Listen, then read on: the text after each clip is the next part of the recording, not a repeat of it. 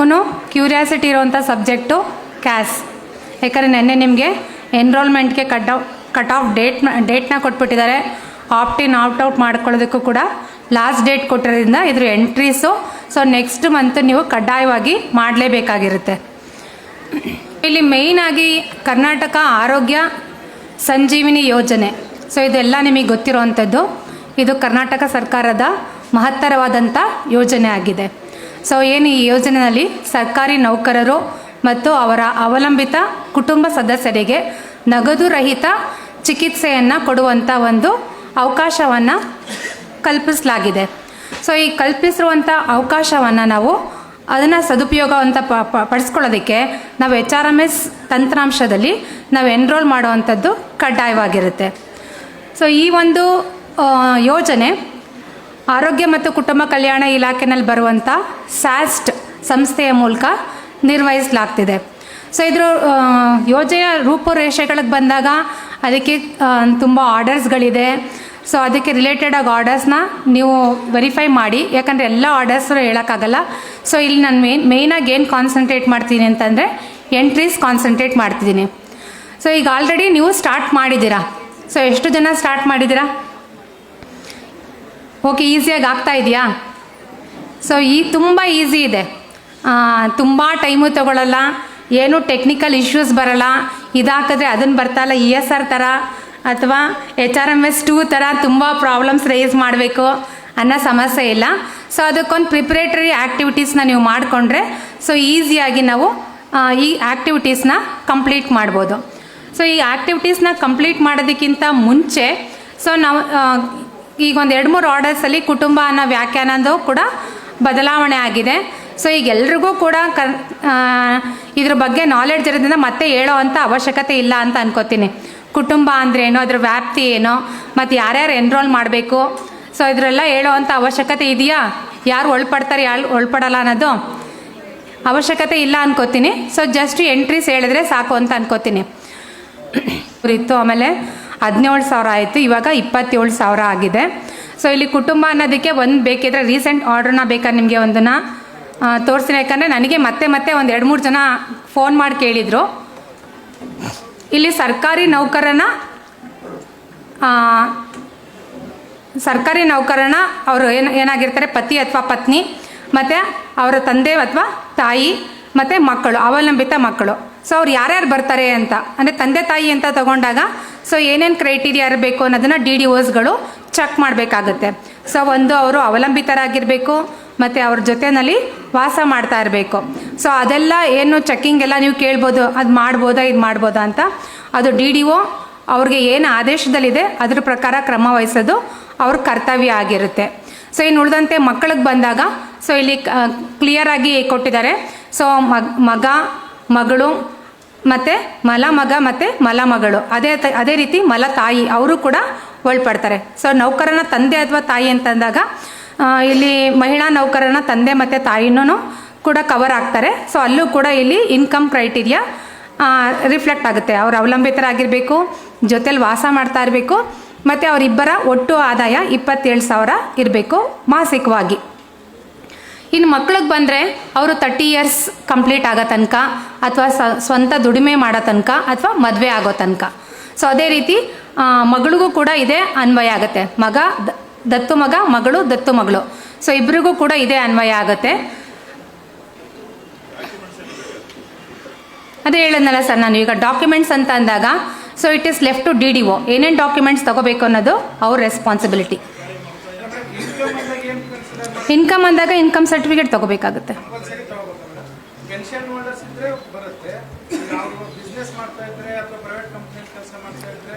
ನಿಮ್ಮ ಹಂತದಲ್ಲಿ ತಗೊಳ್ಳಿ, ಯಾವ ಥರ ತಗೋಬೋದು ಇನ್ಕಮ್ ಸರ್ಟಿಫಿಕೇಟ್ ಅವ್ರದ್ದು ನೋಡ್ಬಿಟ್ಟು ತಗೊಳ್ಳಿ. ಎಸ್, ಆ್ಯಕ್ಚುಲಿ ಇನ್ಕಮ್ ಸರ್ಟಿಫಿಕೇಟ್ ಅಂತ ಅಂದಾಗ ತಹಶೀಲ್ದಾರಿಂದ ಇಶ್ಯೂ ಆಗಿರುವಂಥ ಇನ್ಕಮ್ ಸರ್ಟಿಫಿಕೇಟ್, ಅವ್ರು ಸ್ವಯಂ ದೃಢೀಕರಣ ಅಕ್ಸೆಪ್ಟ್ ಮಾಡೋದಕ್ಕೆ ಆಗಲ್ಲ. ಅದಕ್ಕೆ ಹೇಳಿದ್ದು ಈ ಆರ್ಡರ್ಸ್ ರಿಲೇಟೆಡ್ ನಾವು ಚರ್ಚೆ ಮಾಡೋಕ್ಕೆ ಹೋಗಲ್ಲ. ಸೊ ಜಸ್ಟ್ ಎಂಟ್ರಿ ರಿಲೇಟೆಡ್ನ ಮಾತ್ರ ಕಾನ್ಸಂಟ್ರೇಟ್ ಮಾಡ್ತೀವಿ ಅಂತ. ಮತ್ತು ಯಾವುದೇ ಸ್ವಂತ ದುಡಿಮೆ ಇಲ್ಲದೆ ಇರುವಂತಹ ವಿಧವೆ ಅಥವಾ ವಿಚ್ಛೇದಿತ ಮಗಳು ಕೂಡ ಇದರಲ್ಲಿ ಕವರ್ ಆಗ್ತಾರೆ. ಮತ್ತು 30 ವರ್ಷ ಮೀರಿರುವಂಥ ಅವಿವಾಹಿತ ಮತ್ತು ಮಗಳು ಏನಾದರೂ ದೈಹಿಕ ಅಥವಾ ಮಾನಸಿಕ ಅಸ್ವಸ್ಥತೆಯಿಂದ ಬಳಲ್ತಾ ಇದ್ರೆ ಅವರು ಕೂಡ ಇಲ್ಲಿ ಕವರ್ ಆಗ್ತಾರೆ. ಸೊ ಇದು ಕುಟುಂಬ ಅನ್ನೋ ಪದಕ್ಕೆ ವ್ಯಾಖ್ಯಾನ ಬರುತ್ತೆ. ಸೊ ಇನ್ನು ಉಳಿದಂತೆ ಇನ್ನು ಯಾರ್ಯಾರು ಕವರ್ ಆಗಲ್ಲ ಅನ್ನೋದು ಕೂಡ ಅದು ಆದೇಶದಲ್ಲಿ ಸ್ಪಷ್ಟವಾಗಿ ನೀಡಿದ್ದಾರೆ. ರಾಜ್ಯ ಉಚ್ಚ ನ್ಯಾಯಾಲಯದ ನೌಕರರು ಮತ್ತು ವಿಧಾನಮಂಡಲದ ನೌಕರರು ಮತ್ತು ಆರೋಗ್ಯ ಭಾಗ್ಯ ಪಡಿತಾ ಇರುವಂಥ ಇಲಾಖೆಗಳು, ಉದಾಹರಣೆಗೆ ಪೊಲೀಸ್ ಇಲಾಖೆ ಮತ್ತು ನ್ಯಾಯಾಂಗ ಅಧಿಕಾರಿಗಳು, ಅಂದರೆ 2009 ಅವರಲ್ಲಿ ಏನು ಆರ್ಡರ್ಸ್ ಇಶ್ಯೂ ಆಗಿದೆ ಅದ್ರ ಪ್ರಕಾರ ಫೆಸಿಲಿಟೀಸ್ ಪಡ್ಕೊತಾ ಇರೋವಂಥವ್ರು, ಮತ್ತು ಅಖಿಲ ಭಾರತ ಸೇವೆಗೆ ಸೇರಿರುವಂಥ ಅಧಿಕಾರಿಗಳು ಕೂಡ ಇದರಲ್ಲಿ ಬರಲ್ಲ. ಮತ್ತು ಸಾರ್ವಜನಿಕ ಸ್ಥಾಪನೆಗಳು ಅಂದರೆ ಸ್ಥಳೀಯ ಸಂಸ್ಥೆಗಳು, ವಿಶ್ವವಿದ್ಯಾಲಯಗಳು, ನಿಗಮ ಮಂಡಳಿಗಳು, ಸೊ ಇದರಲ್ಲಿರುವಂಥವರು ಸಹ ಬರಲ್ಲ. ಸೊ ಇಲ್ಲಿ ಎನ್ರೋಲ್ಮೆಂಟ್ ಮಾಡ್ಕೋಬೇಕಿದ್ರೆ ಸೊ ನೀವು ಏನಂದರೆ ಕೆಲವೊಂದು ಪ್ರಿಪ್ರೇಟರಿ ಆ್ಯಕ್ಟಿವಿಟೀಸ್ನ ಮಾಡಿಕೊಂಡ್ರೆ ಸೊ ಬೇಗ ನೀವು ಈ ಆ್ಯಕ್ಟಿವಿಟೀಸ್ನ ಸಿಸ್ಟಮಲ್ಲಿ ಕಂಪ್ಲೀಟ್ ಮಾಡ್ಬೋದು. ಸೊ ಏನು ಇದು ನೀವು ಎಂಟ್ರಿ ಮಾಡೋಕ್ಕೆ ಕೂತ್ಕೊಂಡಾದಮೇಲೆ ನೀವು ನನಗೆ ಏಜ್ ಪ್ರೂಫ್ ಬೇಕಿತ್ತು ಅಥವಾ ಇನ್ಕಮ್ ಪ್ರೂಫ್ ಬೇಕಿತ್ತು ಅಥವಾ ನಾನು ಡೌನ್ಲೋಡ್ ಮಾಡಿ PDF ಮಾಡ್ಕೋಬೇಕಾಗಿತ್ತು, ಸೊ ಫೋಟೋ ಸ್ಕ್ಯಾನ್ ಮಾಡ್ಕೋಬೇಕಿತ್ತು ಅನ್ನೋದಕ್ಕಿಂತ ಮುಂಚೆ ಸೊ ಯಾರು ಆ ಎಂಪ್ಲಾಯೀಸ್ ಇದ್ದಾರೆ ಆ ಅಂದರೆ ನಿಮ್ಮಲ್ಲಿ ಒಳಪಡುವಂಥ DDOಸ್ಗಳಿಗೆ ಇದು ನಾನು ಹೇಳ್ತಾ ಇರೋದು. ಸೊ ಒಳಪಡುವಂಥ ಎಂಪ್ಲಾಯೀಸ್ಗಳದ್ದು ಸಂಪೂರ್ಣ ಮಾಹಿತಿನ ಕಲೆಕ್ಟ್ ಮಾಡಿಕೊಂಡು ಸೊ ಏನು ಡಿಪೆಂಡೆಂಟ್ಸ್ ಇದ್ದಾರೆ ಅವ್ರದ್ದು ಫೋಟೋಸ್ನ ಸ್ಕ್ಯಾನ್ ಮಾಡಿ ಇಟ್ಕೊಳ್ಳಿ. ಸೊ ನಂತರ ಅವ್ರ ಆಧಾರ್ ಕಾರ್ಡನ್ನು ತೆಗೆದಿಟ್ಕೊಳ್ಳಿ. ಸೊ ಇನ್ನು ಉಳಿದಂಥ ಏಜ್ ಪ್ರೂಫ್ ಏನಾದರೂ ನಿಮಗೆ ರಿಲೇಟೆಡ್ ಡಾಕ್ಯುಮೆಂಟ್ಸ್ ಬೇಕು ಅಂತಂದರೆ ಏಜ್ ಪ್ರೂಫ್ ಅದನ್ನು ಕೂಡ ತೆಗೆದಿಟ್ಕೊಂಡು ನೀವು ಎಂಟ್ರೀಸ್ನ ಸ್ಟಾರ್ಟ್ ಮಾಡ್ಕೊಳ್ಳಿ. ಸೊ ಇದೆಲ್ಲ ಎಂಟ್ರೀಸನ್ನು ತೆಗೆದಿಟ್ಕೊಂಡು ಸ್ಪ್ಯಾನ್ ಮಾಡಿ ಇಟ್ಕೊಂಡ್ಮೇಲೆ ನೀವು ನಮ್ಮ ಅನುಬಂಧ 1 ಮತ್ತು ಅನುಬಂಧ 2ನ ನೀವು ಸ್ಕ್ಯಾನ್ ಮಾಡಿ ಇಟ್ಕೋಬೇಕಾಗುತ್ತೆ. ಸೊ ಒಂದು ಅನುಬಂಧ 1ರಲ್ಲಿ ಏನೇನು ಬರುತ್ತೆ ಅಂತ ಹೇಳ್ತೀನಿ ಅಂದರೆ ಇಲ್ಲಿ ಎಂಪ್ಲಾಯ್ ಡಿಕ್ಲರೇಷನ್. ಸೊ ಎಂಪ್ಲಾಯಿ ಅವನ DDOಗೆ ಏನೇನು ಮಾಹಿತಿನ ಸಲ್ಲಿಸಬೇಕು ಅನ್ನೋದು ಸೊ ಇದರಲ್ಲಿದೆ.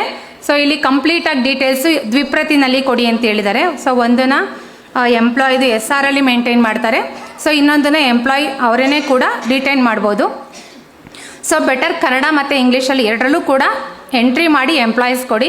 ಸೊ ಇಲ್ಲಿ ಇರೋವಂಥ ಡೀಟೇಲ್ಸ್ ಮತ್ತೆ ನಾನು ಡಿಸ್ಕಸ್ ಮಾಡೋಕ್ಕೆ ಹೋಗಲ್ಲ, ಯಾಕಂದರೆ ಎಂಪ್ಲಾಯ್ ರಿಲೇಟೆಡ್ ಡೀಟೇಲ್ಸ್ ಇರುತ್ತೆ ಮತ್ತು ಅವ್ರ ಹುದ್ದೆ, ಸ್ಕೇಲು ಮತ್ತು ಮೂಲ ಇಲಾಖೆ ವೃಂದ, ಸೊ ಇವೆಲ್ಲ ಇರುತ್ತೆ. ಸೊ ಮತ್ತು ಅವ್ರದ್ದು ಡಿಪೆಂಡೆಂಟ್ ಡೀಟೇಲ್ಸನ್ನು ಕೇಳಿರ್ತಾರೆ. ಸೊ ಡಿಪೆಂಡೆಂಟ್ ಡೀಟೇಲ್ಸ್ನ ಕೂಡ ಎಂಟ್ರಿ ಮಾಡಿ ಸೊ ಇದನ್ನೊಂದನ್ನು ಸಪ್ರೇಟಾಗಿ ಸ್ಕ್ಯಾನ್ ಮಾಡಿ ಇಟ್ಕೊಳ್ಳಿ. ಸೊ ಇದು ನಮೂನೆ 1 ಎಂಪ್ಲಾಯ್ ರಿಲೇಟೆಡ್ ಫಾರ್ಮ್ಯಾಟ್ಸ್ಗಳು. ಸೊ ನಂತರ ಸೊ ಏನು ಮಾಡಬೇಕಾಗತ್ತೆ, ಎಂಪ್ಲಾಯಿ ಕೆಲವೊಂದು ಸ್ವಯಂ ಘೋಷಣೆಯನ್ನು ಕೊಡಬೇಕಾಗತ್ತೆ. ಸೊ ಅಂದರೆ ಮುಂದಿನ ದಿನಗಳಲ್ಲಿ ಯಾವುದೇ ಸಮಸ್ಯೆಗಳು ಉದ್ಭವ ಆದರೂ ಕೂಡ ಅದಕ್ಕೆ ನೌಕರನೇ ನೇರವಾಗಿ ಹೊಣೆಗಾರನಾಗಿರ್ತಾನೆ. ಅಂದರೆ ತಪ್ಪು ಮಾಹಿತಿ ಕೊಟ್ಟಂಥ ಸಂದರ್ಭದಲ್ಲಿ ಅಥವಾ ಬೇರೆ ಇನ್ನಿತರ ಸಂದರ್ಭಗಳಲ್ಲಿ ಅವನು ಒಂದು ಡಿಕ್ಲರೇಷನ್ನ ತಗೊಳ್ಳೋದು DDOದು ಕಡ್ಡಾಯ ಆಗಿರುತ್ತೆ. ಸೊ ಏನು ಡಿಕ್ಲರೇಷನ್ ಏನು ಕೊಡಬೇಕಾಗಿರುತ್ತೆ ಅಂದರೆ ಈಗೇನು ಈ ಫಾರಮ್ 1 ನಮೂನೆ 1ಲ್ಲಿ ಕೊಟ್ಟಿರ್ತಾರಲ್ಲ, ಅವರು ಫಾರಮ್ ಎನಲ್ಲಿ ಕೊಟ್ಟಿದ್ದಾರೆ ನೋಡಿ, ಈ ಎಲ್ಲ ಫಾರಮ್ ಎನಲ್ಲಿ ಇರುವಂಥ ಡೀಟೇಲ್ಸ್ಗಳು ಕರೆಕ್ಟಾಗಿ ಇದೆ ಅಂತ ದೃಢೀಕರಣ ಮಾಡ್ತಾರೆ. ಸೊ ಅವ್ರು ಹೇಳಿದ್ರು ಕೂಡ ಸೊ ಆ್ಯಸ್ ಎ DDO ನೀವು ಒಂದ್ಸತೆ ಕ್ರಾಸ್ ಚೆಕ್ ಮಾಡಬೇಕಾಗಿರುತ್ತೆ. ಮತ್ತು ಇನ್ಯಾವುದೇ ಬೇರೆ ಮೂಲಗಳಿಂದ ನಾನು ಹೆಲ್ತ್ ರಿಲೇಟೆಡ್ ಬೆನಿಫಿಟ್ಸನ್ನು ನಾನು ಕ್ಲೇಮ್ ಮಾಡ್ತಾ ಇಲ್ಲ ಅಥವಾ ಇನ್ಶೂರೆನ್ಸ್ ರಿಲೇಟೆಡ್ನ ಕ್ಲೇಮ್ ಮಾಡ್ತಾ ಇಲ್ಲ ಅಂತ, ಅಥವಾ ಇಬ್ಬರು ನೌಕರರು ಅಂದರೆ ಪತಿ ಅಥವಾ ಪತ್ನಿ ಇಬ್ಬರೂ ಕೂಡ ಸರ್ಕಾರಿ ನೌಕರರಾಗಿದ್ದರೆ ಸೊ ಅಲ್ಲೂ ಕೂಡ ನೀವು ಅದನ್ನು ಬೇರೆ ಕಡೆ ಇನ್ನೊಂದು ಕಡೆ ನೋಂದಾಯಿತರಲ್ಲಿ ಆಗಿದ್ದಾರೆ ಅಂತ ಕೊಡಿ, ಆಗಿಲ್ಲ ಅಂತಂದರೆ ಆಗಿಲ್ಲ ಅಂತ ಕೊಡಿ. ಈಗ ಯಾಕಂದರೆ ಆ ಎರಡು ಸಂದರ್ಭ ಉದ್ಭವ ಆಗ್ಬೋದು. ಈಗ ಮಹಿಳಾ ನೌಕರರಿಗೆ ಅವ್ರ ತಂದೆ ತಾಯಿಗಳೂ ಕ್ಲೇಮ್ ಆಗುತ್ತೆ ಅಂತಂದಾಗ ಸೊ ಹಸ್ಬೆಂಡ್ ಅದನ್ನು ಕ್ಲೇಮ್ ಮಾಡೋಕ್ಕೆ ಬರಲ್ಲ. ಸೊ ಅಲ್ಲಿ ಸ್ಪಷ್ಟವಾಗಿ ಕೊಟ್ಟಿದೆ, ಸರ್ಕಾರಿ ನೌಕರನ ತಂದೆ ಮತ್ತು ತಾಯಿ ಅಂತ ಇದೆ. ಸೊ ಹಾಗಾಗಿ ಸೊ ಇಬ್ರದ್ದು ನೀವು ಅದನ್ನು ಕ್ಲೇಮ್ ಮಾಡಬೇಕು ಮತ್ತು ಇಬ್ರೂ ಕೂಡ ಅದಕ್ಕೆ ಬರ್ತಾರೆ ಅಂತಂದಾಗ ಸೊ ನೀವೇನು ಮಾಡಬೇಕಾಗುತ್ತೆ, ಸಪ್ರೇಟಾಗಿಯೇ ಕೊಡಬೇಕಾಗುತ್ತೆ. ಅಂಥ ಸಂದರ್ಭದಲ್ಲಿ ನೋಂದಾಯಿತರಾಗಿದ್ದಾರೆ ಅಂತಲೇ ಕೊಡಿ. ನೋಂದಾಯಿತರ ಆಗಿಲ್ಲ ಅಂತಂದರೆ ಈ ಯೋಜನೆಯಲ್ಲಿ ನೋಂದಾಯಿತ ಆಗಿಲ್ಲ ಅನ್ನೋದನ್ನು ಕೂಡ ಡಿಕ್ಲರೇಷನ್ನ ತಗೋಬೇಕಾಗತ್ತೆ. ಮತ್ತು ನಾವು ಇದನ್ನು ಹೊರತುಪಡಿಸಿ ಬೇರೆ ವಿಮೆನ ಪಡ್ಕೋತಾ ಇಲ್ಲ ಅಂತ. ಸೊ ಪಡ್ಕೋತಾ ಇದ್ರೆ ಪಡ್ಕೊಂಡಿದೆ ಅಂತಲೇ ಕೊಡಿ, ರಾಂಗ್ ಡಿಕ್ಲರೇಷನ್ ಕೊಡೋದು ಬೇಡ ಅದು. ಸೊ ಇನ್ ಕೇಸ್ ಮುಂದೆ ಏನಾದ್ರು ಫ್ಯೂಚರ್ ಸಮಸ್ಯೆ ಆಗೋದು ಬೇಡ ಅಂತ. ಸೊ ಏನಿದೆ ಆ್ಯಸ್ ಇಟ್ ಈಸ್ ಹಾಗೇ ಡಿಕ್ಲೇರ್ ಮಾಡ್ಕೊಳ್ಳಿ. ಬಟ್ ಒಂದು ಕಡೆ ಮಾತ್ರ ಕ್ಲೇಮ್ ಮಾಡೋದಕ್ಕೆ ಅವಕಾಶ ಇರುತ್ತೆ. ಸೊ ನೀವು ಇಲ್ಲೂ ಕ್ಲೇಮ್ ಮಾಡಿ, ನೀವು ಬೇರೆ ಕಡೆನೂ ಕ್ಲೇಮ್ ಮಾಡೋದಕ್ಕೆ ಅವಕಾಶ ಇಲ್ಲ. ಮತ್ತು ತಂದೆ ತಾಯಿಗಳು ನಮ್ಮ ಒಟ್ಟಿಗೆ ವಾಸವಾಗಿರ್ತಾರೆ ಮತ್ತು ಅವರಿಬ್ಬರ ಆದಾಯ ಎಷ್ಟಿದೆ ಅನ್ನೋದನ್ನು ಕೂಡ ದೃಢೀಕರಣ ತಗೋಬೇಕಾಗತ್ತೆ. ಸೊ ಇಲ್ಲಿ ನನ್ನ ಕುಟುಂಬದಲ್ಲಿ ಯಾವುದೇ ಬದಲಾವಣೆಗಳಾಗಿದ್ದಲ್ಲಿ ಅನ್ನೋದನ್ನು ಒಂದು ಪ್ಯಾರಾ ಕೊಟ್ಟಿದ್ದಾರೆ. ಇದನ್ನು ಸ್ವಲ್ಪ ಬದಲಾವಣೆ ಮಾಡಿದ್ದಾರೆ. ಇಲ್ಲಿ ಅಂದರೆ ನೀವು ಎನ್ರೋಲ್ ಮಾಡಿರ್ತೀರಾ. ಸೊ ಎನ್ರೋಲ್ ಮಾಡಿದ್ಮೇಲೆ ನಿಮ್ಮ ಫ್ಯಾಮಿಲೀಸ್ನಲ್ಲಿ ಚೇಂಜಸ್ ಆಗ್ಬೋದು, ನ್ಯೂ ಮೆಂಬರ್ಸ್ ಬರ್ಬೋದು, ಕೆಲವೊಬ್ರು ಡಿಲೀಟ್ ಆಗ್ಬೋದು. ಸೊ ಅಂಥ ಸಂದರ್ಭದಲ್ಲೂ ಕೂಡ ಆ ಮಾಹಿತಿನ ಸಂಬಂಧಪಟ್ಟಂಥ DDOಗೆ ಒದಗಿಸೋದು ಆ ನೌಕರನ ಕರ್ತವ್ಯ ಆಗಿರುತ್ತೆ. ಸೊ ಅದನ್ನು ಕೂಡ ಅವರೊಂದು ಡಿಕ್ಲೇರ್ ಮಾಡ್ಕೋಬೇಕು. ಮುಂದಿನ ದಿನಗಳಲ್ಲಿ ತೆಗೆದಾಕುವಂಥ ಸಂದರ್ಭದಲ್ಲಿ ಅಥವಾ ಸೇರ್ಪಡೆ ಮಾಡುವಂಥ ಸಂದರ್ಭದಲ್ಲಿ ನಾನು ಸಂಬಂಧಪಟ್ಟಂಥ ಮಾಹಿತಿನ ಒದಗಿಸ್ತೀನಿ ಅಂತ. ಸೊ ಇಲ್ಲಿ ಮಗಳ ಮದುವೆ ಆದಾಗ ಆಟೋಮೆಟಿಕ್ ಆಗಿ ಡಿಪೆಂಡೆಂಟ್ ಎಂಟ್ರಿ ಆಗಿರೋದನ್ನ ಅವರು ಕ್ಯಾನ್ಸಲ್ ಮಾಡೋದಕ್ಕೆ ಕೊಡಬೇಕಾಗುತ್ತೆ. ಮತ್ತು ನ್ಯೂ ಮೆಂಬರ್ಸ್ ಅಡಿಷನ್, ಮಕ್ಕಳ ಜನನ, ಸದಸ್ಯರ ಮರಣ, ಸೊ ಇಂಥ ಸಂದರ್ಭದಲ್ಲಿ ಕೊಡಬೇಕಾಗುತ್ತೆ. ಸೊ ಇದಕ್ಕೆ ಇನ್ನೊಂದು ಕ್ಲಾಸ್ ಆ್ಯಡ್ ಮಾಡಿದ್ದಾರೆ. ಮಗ ಅಥವಾ ಮಗಳ ಮದುವೆ ಇಬ್ಬರದೂ ಮೆನ್ಷನ್ ಮಾಡಿದ್ದಾರೆ. ಮತ್ತು ಸದಸ್ಯರ ಆದಾಯ, ಸೊ ಅವರು ಯಾರು ಸ್ವಂತ ಆದಾಯ ಮಾಡ್ತಾರೆ, ಕೆಲಸಕ್ಕೆ ಹೋಗಿ ಆದಾಯ ತಗೋತಾರೆ, ಅಲ್ಲಿ ತನಕನೂ ಅವರು 30 years ತನಕ ಕೊಡ್ಬೋದು ಅನ್ನೋ ರೂಲ್ ಇದೆ. ಸೊ ಹಾಗಾಗಿ ಇನ್ ಕೇಸ್ ಅದಕ್ಕಿಂತ ಮುಂಚೆ ಅವ್ರು ಏನಾದರೂ ಅವರ ಅರ್ನಿಂಗ್ಸ್ ಮಾಡ್ತಾ ಇದ್ರೆ ಅದನ್ನು ಕೂಡ ನೀವು ನಿಮ್ಮ DDOsಗಳಿಗೆ ಕೊಡಬೇಕಾಗುತ್ತೆ. ಹಾಗಾಗಿ ಇದೊಂದನ್ನು ಎಕ್ಸ್ಟ್ರಾ ಸದಸ್ಯರ ಆದಾಯ ಅಂತಲೂ ಕೊಟ್ಟಿದ್ದಾರೆ. ಇದೊಂದು ಆ್ಯಡ್ ಮಾಡಿದ್ದಾರೆ, ಅದನ್ನು ನೋಡ್ಕೊಳ್ಳಿ, ಗಮನಿಸ್ಕೊಳ್ಳಿ.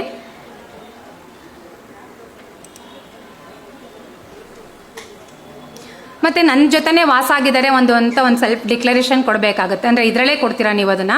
ಮತ್ತು ಏನಾದರೂ ಇನ್ ಕೇಸ್ ಏನಾದರೂ ಉಲ್ಲಂಘನೆ ಆದರೆ ಅದಕ್ಕೆ ನಾನು ಬದ್ಧವಾಗಿರ್ತೀನಿ ಅಥವಾ ಆರ್ಥಿಕ ನಷ್ಟವನ್ನು ಹಿಂಬರಿಸ್ಕೊಡ್ತೀನಿ ಅಂತ. ಮತ್ತು ಇನ್ ಕೇಸ್ ನಾನು ರಿಟೈರ್ಡ್ ಆದರೆ ಮುಂದಿನ ದಿನಗಳಲ್ಲಿ ಸ್ಮಾರ್ಟ್ ಕಾರ್ಡ್ ಇಶ್ಯೂ ಆಗುತ್ತೆ ಕಾಸಿಗೆ ಸಂಬಂಧಪಟ್ಟಂಗೆ, ಅದನ್ನು ಹಿಂದಿರುಗಿಸ್ತೀನಿ ಅಂತ. ಸೊ ಇಷ್ಟು ಎಂಪ್ಲಾಯಿಂದ ಪಡ್ಕೊಳ್ಬೇಕಾಗಿರೋಂಥ ಡಿಕ್ಲರೇಷನ್ಸ್, ಅಂದರೆ ಸರ್ಕಾರಿ ನೌಕರ ಸ್ವಯಂ ಘೋಷಣೆ ಮಾಡ್ಕೋಬೇಕಾಗಿರುತ್ತೆ. ಸೊ ಇದನ್ನು ಪಡ್ಕೊಳ್ಳೋ ಅಂಥದ್ದು ಆಯಾ DDOsದು ರೆಸ್ಪಾನ್ಸಿಬಿಲಿಟಿ ಇರುತ್ತೆ. ಓಕೆ, ಕ್ಲಿಯರ್ ಇದು? ಸೊ ಇದನ್ನು ಕೂಡ ನೀವು ಎಂಪ್ಲಾಯ್ ಡಿಕ್ಲರೇಷನ್ ಫಾರಮಲ್ಲೇ ನೀವು ಒಟ್ಟಿಗೆ ಸ್ಕ್ಯಾನ್ ಮಾಡ್ಕೊಳ್ಳಿ. ಇದನ್ನು ಸಪ್ರೇಟಾಗಿ ಸ್ಕ್ಯಾನ್ ಮಾಡೋ ಅವಶ್ಯಕತೆ ಇಲ್ಲ. ಫಾರಮ್ A ಮಾಡಿದಾಗ್ಲೇ ಫಾರಮ್ A1 ಕೂಡ ಒಟ್ಟಿಗೆ ಒಂದೇ ಸ್ಕ್ಯಾನಲ್ಲಿ ಮಾಡ್ಕೊಳ್ಳಿ. Next farm 2. ಸೊ ಇದನ್ನು ಕೂಡ ಎಂಪ್ಲಾಯ್ನೇ ಡಿಕ್ಲರೇಷನ್ ಮಾಡ್ಕೊಳ್ಳೋದು. ಸರ್ಕಾರಿ ನೌಕರನ ಪತಿ ಅಥವಾ ಪತ್ನಿ ಸರ್ಕಾರಿ ನೌಕರರಾಗಿದ್ದಲ್ಲಿ ಅವ್ರು ಮಾಡ್ಕೋಬೇಕಾದಂಥ ಘೋಷಣೆ, ಹೌದು ಇವರಿದ್ದಾರೆ, ಸೊ ಇವರು ಬೇರೆ ಇದನ್ನು ಪಡ್ಕೊಂಡಿರಲ್ಲ ಅಂತ ಅವರೊಂದು ಡಿಕ್ಲರೇಷನ್ನ ಮಾಡ್ಕೋಬೇಕಾಗುತ್ತೆ. ಅದೇ ರೀತಿ ಫಾರಮ್ 3 ಇದು ರಿಲೇಟೆಡ್ ಟು ದ ಡಿಪೆಂಡೆಂಟ್ಸು, ತಂದೆ ತಾಯಿ ಮತ್ತು ಮಕ್ಕಳು ಅವ್ರ ಜೊತೆ ವಾಸವಾಗಿದ್ದಾರೆ ಮತ್ತು ಅವರು ನಮ್ಮ ಮೇಲೆ ಅವಲಂಬಿತರಾಗಿದ್ದಾರೆ ಅನ್ನೋದಕ್ಕೂ ಕೂಡ ಅವರೊಂದು ಡಿಕ್ಲರೇಷನ್ ಕೊಡಬೇಕಾಗುತ್ತೆ. ಮತ್ತು ಅವ್ರದ್ದು ಇದನ್ನು ಕೊಡಬೇಕಾಗತ್ತೆ, ಆದಾಯ ಎಷ್ಟಿದೆ ಅನ್ನೋದನ್ನು ಕೂಡ ಕೊಡಬೇಕಾಗತ್ತೆ. ಆಮೇಲೆ A4 ಇದ್ರ ಜೊತೆಗೆ ಮಾಡುವಂಥ ಅವಶ್ಯಕತೆ ಇಲ್ಲ, ಹೇಳ್ತೀನಿ ನೆಕ್ಸ್ಟು A4 ಫಾರಮ್ನ ಯಾವಾಗ ಮಾಡಬೇಕು ಅಂತ. ಸೊ ಇಷ್ಟು ಎಲ್ಲವನ್ನು ಸೇರಿಸಿ ಒಂದು PDF ಫಾರ್ಮ್ಯಾಟ್ನ ಮಾಡ್ಕೊಳ್ಳಿ.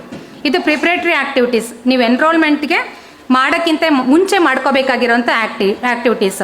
ಒಂದು ಡಿಪೆಂಡೆಂಟ್ಸ್ದು ಫೋಟೋಸ್ನ ನೀವು ಸ್ಕ್ಯಾನ್ ಮಾಡಿ ಇಟ್ಕೊಂಡಿರಬೇಕು. ಸೊ ಇನ್ನೊಂದು ಈ ಫಾರಮ್ ಅನುಬಂಧ ಒಂದನ್ನು ಕೂಡ ನೀವು ಸ್ಕ್ಯಾನ್ ಮಾಡಿ ಇಟ್ಕೋಬೇಕು. ಸೊ ಓಕೆ, ಸೊ ಇದು ಎರಡನೇ ಪ್ರಿಪ್ರೇಟರಿ ಆ್ಯಕ್ಟಿವಿಟೀಸು ಮುಗೀತು. ಸೊ ಇನ್ನು ನೆಕ್ಸ್ಟ್ ಬರೋ ಅಂಥದ್ದು DDO ಆ್ಯಕ್ಟಿವಿಟೀಸು. ಸೊ DDO ಏನು ಮಾಡಬೇಕಾಗತ್ತೆ, ಮತ್ತು ಕೆಲವೊಂದು ಸೂಚನೆಗಳನ್ನ ಕೊಟ್ಟಿದ್ದಾರೆ. ಸೊ ಅದನ್ನು ಕೂಡ ನೋಡ್ಕೊಳ್ಳಿ. ಇದನ್ನು ಅಂದರೆ ಮುಂದಿನ ದಿನಗಳಲ್ಲಿ ಬದಲಾವಣೆ ಆದಾಗ ಸೊ ನೀವೇನೇನು ಕೊಡಬೇಕು ಅಂತ. ಮತ್ತು DDOsಗಳಿಗೂ ಅಷ್ಟೇ, ಸೊ ಅವ್ರು ಏನೇನು ಪ್ರಿಕಾಷನರಿ ಮೆಷರ್ಸ್ ಎಂಟ್ರಿ ಮಾಡಬೇಕಾದ್ರೆ ಅಥವಾ ವೆರಿಫಿಕೇಷನ್ ಮಾಡಬೇಕಾದ್ರೆ ಫಾಲೋ ಮಾಡಬೇಕು ಅಂತ. ಸೊ ಈ ಫಾರಮ್ B ಇದು DDO ಡಿಕ್ಲರೇಷನ್ ಫಾರ್ಮ್ಯಾಟಲ್ಲಿ ಬರುತ್ತೆ. ಸೊ ಎಲ್ಲಿ reporting officer to the DDO, so ಯಾರು ಎಂಪ್ಲಾಯಿ ರಿಪೋರ್ಟಿಂಗ್ ಆಫೀಸರ್ ಕೆಳಗಡೆ ಕೆಲಸ ಮಾಡ್ತಿರ್ತಾನೆ, ಸೊ ಅವರು ಇನ್ನೊಬ್ರು DDOಗೆ ರಿಪೋರ್ಟ್ ಮಾಡ್ತಿರ್ತಾರೆ ಅಂಥ ಸಂದರ್ಭದಲ್ಲಿ.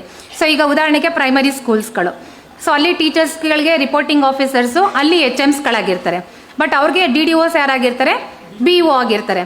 ಸೊ ಅಂಥ ಸಂದರ್ಭದಲ್ಲಿ ಆ ಕಚೇರಿ ಮುಖ್ಯಸ್ಥ ಅವರು DDOಗೆ ಸಲ್ಲಿಸಬೇಕಾದಂಥ ಫಾರ್ಮ್ಯಾಟ್ಗಳು.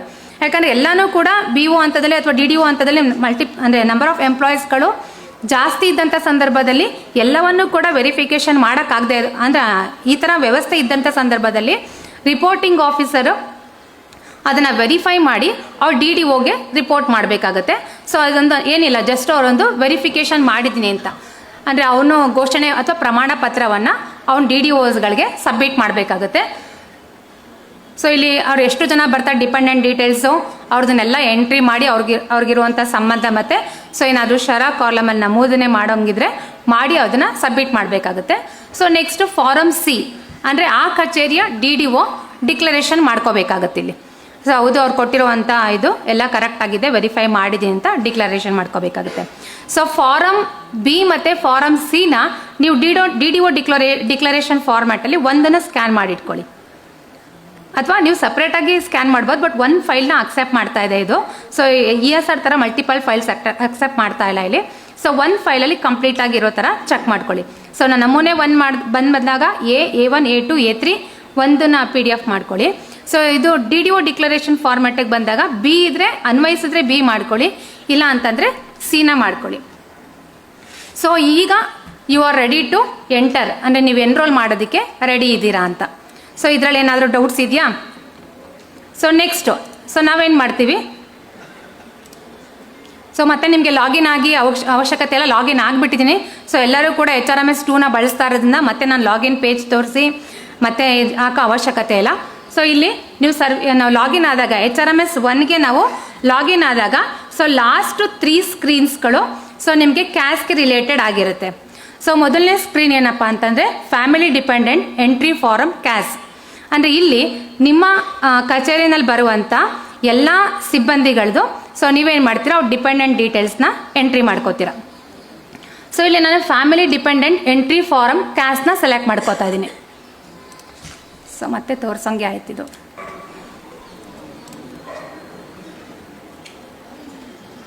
ಇಲ್ಲಿ family dependent entry form screen for ಕ್ಯಾಸ್ ಅಂತ ಕ್ಲಿಕ್ ಮಾಡಿ. ಸೊ ಇಲ್ಲಿ ಯಾವುದು ಎಂಪ್ಲಾಯೀಸ್ ನೀವು ಡಿಪೆಂಡೆಂಟ್ ಡೀಟೇಲ್ಸ್ನ ಎಂಟ್ರಿ ಮಾಡಬೇಕಾಗಿರುತ್ತೆ ಅವ್ರದ್ದು KG ID ಎಂಟ್ರಿ ಮಾಡ್ಕೊಳ್ಳಿ. ಸೊ ಯೂಶಲಿ ಎಲ್ಲರದೂ ನನಗೆ ಗೊತ್ತಿರೋಂಗೆ Aadhaar verification most of all ಎಲ್ಲ ಎಂಪ್ಲಾಯೀಸ್ಗಳದ್ದು ಆಧಾರ್ ವೆರಿಫಿಕೇಷನ್ ಆಗಿದೆ. ಇಲ್ಲಾಂದರೆ ಆಧಾರ್ ನಂಬರ್ ಕೊಟ್ಟೋದನ್ನು ಎಂಪ್ಲಾಯ್ದನ್ನ ಫಸ್ಟ್ ವೆರಿಫೈ ಮಾಡಬೇಕಾಗುತ್ತೆ. ಸೊ ಎಂಟ್ರಿ ಮಾಡಿ ಇಲ್ಲಿ ಗೆಟ್ ಕೊಟ್ಟಾಗ ಸೊ ಆ ಎಂಪ್ಲಾಯ್ದು ಡೀಟೇಲ್ಸು ಇಲ್ಲಿ ಫೆಚ್ ಆಗುತ್ತೆ. ಸೊ ಎಂಪ್ಲಾಯ್ ನೇಮು, ಅವ್ರದ್ದು ಮಾರ್ಕ್ಸ್ ಕಾರ್ಡ್, ಆಧಾರು ಮತ್ತು ಫೋಟೋ. ಆ ಸಂದರ್ಭದಲ್ಲೇ ಇದು ಆ್ಯಕ್ಚುಲಿ ಆ್ಯಕ್ಟಿವಿಟಿ ಆಗೋಗಿದೆ. ಸೊ ಇಲ್ಲಾಂದರೆ ನೀವು ಫೋಟೋ ಅಪ್ಲೋಡ್ ಮಾಡಿ ಸೊ ಮತ್ತೆ ಏನು ಮಾಡಬೇಕಾಗುತ್ತೆ, ನೀವು ಆಧಾರ್ ವೆರಿಫಿಕೇಷನನ್ನು ಮಾಡ್ಕೋಬೇಕಾಗತ್ತೆ. ಸೊ ಇಲ್ಲಿ ಈಗ ನಾನೇನು ಮಾಡಬೇಕಾಗುತ್ತೆ, ಈಗ ಕೆಲವು ಸಂದರ್ಭದಲ್ಲಿ ಡಿಪೆಂಡೆಂಟ್ಸೇ ಇರೋಲ್ಲ, ಅಂದರೆ ಅವ್ರಿಗೆ ಯಾರೂ ಡಿಪೆಂಡೆಂಟ್ಸ್ ಇರೋಲ್ಲ. ಸೊ ಅವಾಗ ಅವರು ಇಲ್ಲಿ please click if employee does not have dependents ಅಂತ ಕೇಳುತ್ತೀನಿ. ಸೊ ಇದು ಒಂದ್ಸತಿ ಕ್ಲಿಕ್ ಮಾಡಿದ್ರೆ ಇದೇನಾಗುತ್ತೆ, ಫ್ರೀಸ್ ಆಗುತ್ತೆ. ನಿಮಗೆ ಈ ಡಿಪೆಂಡೆಂಟ್ಸ್ ಆ್ಯಡ್ ಡಿಪೆಂಡೆಂಟ್ ಸ್ಕ್ರೀನು ಇದು ಯಾವುದೂ ಕೂಡ ಓಪನ್ ಆಗಲ್ಲ ನಿಮಗೆ. ಸೊ ಡೈರೆಕ್ಟಾಗಿ ನೀವು ಅವಾಗ ಡಿ.ಡಿ.ಒ ವೆರಿಫಿಕೇಷನ್ ಮತ್ತು ಎಂಪ್ಲಾಯ್ ವೆರಿಫಿಕೇಷನ್. ಸೊ ಡಿಪೆಂಡೆಂಟ್ಸ್ ಇಲ್ಲ ಅಂತಂದ್ರೂ ಕೂಡ ನೀವೊಂದು ಆ ಫಾರ್ಮ್ಯಾಟ್ ಏನಿದೆ, ನಾವು ನಮೂನೆ 1ರಲ್ಲಿ A ಫಾರ್ಮ್ಯಾಟ್ ಅಂತ ಕೊಟ್ವಲ್ಲ ಅದನ್ನು ಕೊಡಲೇಬೇಕಾಗುತ್ತೆ. ಸೊ ಕೇಳ್ಬೋದು ಡಿಪೆಂಡೆಂಟೇ ಇಲ್ಲ ಅಂತಂದಾಗ ನಾವು ಯಾಕೆ ಡಿಕ್ಲರೇಷನ್ ಮಾಡ್ಕೋಬೋದು ಅಂತ. ಸೊ ಇನ್ ಫ್ಯೂಚರ್ ಬರ್ಬೋದು ಅಥವಾ ಬರದೇ ಇರ್ಬೋದು. ಸೊ ಹಾಗಾಗಿ ಡಿಕ್ಲರೇಷನ್ ಫಾರಮು ಎರಡೂ ಬೇಕಾಗುತ್ತೆ. ಎಂಪ್ಲಾಯಿನೂ ಕೂಡ ಅವ್ರಿಗೆ ಯಾರೇ ಡಿಪೆಂಡೆಂಟ್ ಇಲ್ಲ ಅಂತ ಅವ್ರೂ ಕೂಡ ಡಿಕ್ಲರೇಷನ್ನ ಮಾಡ್ತಾರೆ. ಸೊ ಇನ್ ಕೇಸ್ ಡಿಪೆಂಡೆಂಟ್ಸ್ ಇದ್ದಂಥ ಸಂದರ್ಭದಲ್ಲಿ ಸೊ ಇಲ್ಲಿ ಎಷ್ಟು ಡಿಪೆಂಡೆಂಟ್ಸ್ ಇರ್ತಾರೆ ಅಷ್ಟು ಡಿಪೆಂಡೆಂಟ್ಸ್ನ ಆ್ಯಡ್ ಮಾಡೋದಕ್ಕೆ ಅವಕಾಶ ಇರುತ್ತೆ. ಸೊ ಇಲ್ಲಿ ನಾವು ಆ್ಯಡ್ ಡಿಪೆಂಡೆಂಟ್ಸ್ ಅಂತ ಕ್ಲಿಕ್ ಮಾಡ್ತೀವಿ. ಸೊ ಇಲ್ಲಿ ಆ್ಯಡ್ ಡಿಪೆಂಡೆಂಟ್ಸ್ ಅಂತ ಕೇಳಿದಾಗ ಸೊ ಇಲ್ಲಿ ಅವರು ನೇಮು ಮತ್ತು relation, so ಫಾದರ, spouse, mother, daughter, ಸನ್ ರಿಫ್ಲೆಕ್ಟ್ ಆಗುತ್ತೆ. So next gender, date of birth ಮತ್ತು ಸ್ಟೇಟಸ್ ಅಂದಾಗ ಮ್ಯಾರೈಟಲ್ ಸ್ಟೇಟಸ್ ಬರ್ತಿಲ್ಲಿ, ಸಾರಿ ಅವರು ವರ್ಕಿಂಗ್ ಇದ್ದಾರಾ ಅಂತ. ಸೊ ಇಲ್ಲಿ ನಾನು ವರ್ಕಿಂಗ್ ಅಂತ ಕ್ಲಿಕ್ ಮಾಡಿದ್ರೆ ಅಥವಾ ವರ್ಕಿಂಗ್ ಅಥವಾ ಪೆನ್ಷನರ್ ಅಂತ ಕ್ಲಿಕ್ ಮಾಡ್ತೀನಿ ಅಂತ ಇಟ್ಕೊಳ್ಳಿ. ಸೊ ಅದು ನೆಕ್ಸ್ಟ್ ಇನ್ಕಮನ್ನು ಕೇಳುತ್ತೆ. ಸೊ ಇಲ್ಲೇ ಕೂಡ ನೀವು ಇನ್ಕಮನ್ನು ಎಂಟ್ರಿ ಮಾಡೋದಕ್ಕೆ ಅವಕಾಶ ಇದೆ. ಸೊ ನೆಕ್ಸ್ಟು ಅವ್ರದ್ದು ಮ್ಯಾರೈಟಲ್ ಸ್ಟೇಟಸ್ ಎಂಟ್ರಿ ಮಾಡ್ತೀವಿ, ಅಡ್ರೆಸ್ ಎಂಟ್ರಿ ಮಾಡ್ತೀವಿ, district, taluk, pin code, state, mobile number. So ಇದನ್ನೆಲ್ಲ ಎಂಟ್ರಿ ಮಾಡಿದ್ಮೇಲೆ ನಾವೇನು ಮಾಡಬೇಕಾಗಿರುತ್ತೆ, ಸೊ ಇಲ್ಲಿ ಫೋಟೋ ಅಪ್ಲೋಡ್ ಮಾಡಬೇಕಾಗುತ್ತೆ ನಾವು. ಸೊ ಇಲ್ಲಿ ಫೋಟೋ ಅಪ್ಲೋಡ್ ಮಾಡ್ಬೇಕಾದ್ರೆ ಚೂಸ್ ಫೈಲ್ ಅನ್ನೋ ಆಪ್ಷನನ್ನು ತಗೋಬೇಕಾಗುತ್ತೆ.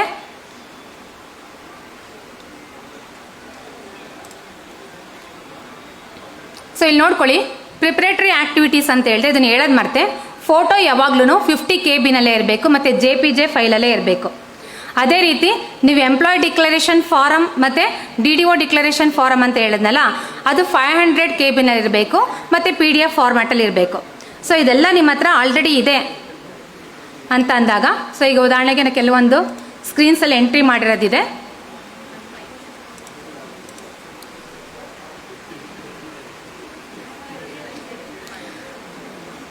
ಸೊ ಸೊ ನೋ ಡಿಪೆಂಡೆಂಟ್ಸ್ ಅಂತ ಹೇಳಿದ್ನಲ್ಲ, ಆಗ ಕೇಳುತ್ತೆ ಮತ್ತೆ ಕನ್ಫರ್ಮೇಷನ್ ಕೇಳುತ್ತದು.